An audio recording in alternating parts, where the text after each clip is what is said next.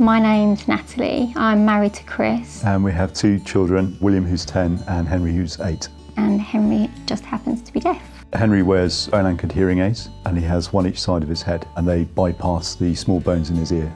We first got involved with social services through an audiologist. He said that he knew a very lovely social worker that he'd like to refer us to with our permission. There's a real stigma around accepting help from social services. Because you think maybe they've seen something about the way that we're parenting that we're not doing correctly or that we're falling short in some sort of way. It was more an issue for us to accept it, but once we realised what was available, it was a key to unlocking a door to accessing help that we wouldn't have been able to get otherwise. A social worker came to our house and met with us and we discussed Henry's background and what we wanted to achieve. She went through a bit of a questionnaire about Henry, his likes, his dislikes, any problems that she could help us with. The social worker explained that the next steps for us would be she needed to really go off and speak to her line manager. She went to her line manager and asked for funding for a streaming device, but then she also had to apply for funding and research how much it would cost for some bespoke sessions of sign language. My name is Mary Godden. I'm a social worker with deaf people.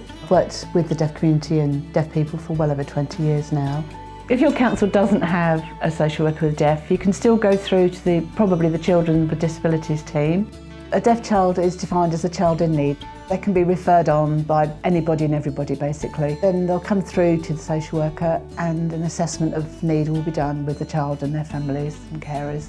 We can offer a wide range of things from giving advice and support, signposting to other organisations. It could be equipment. We could provide packages of British Sign Language for the family. We can provide respite, basically anything that would support that child in their journey into development.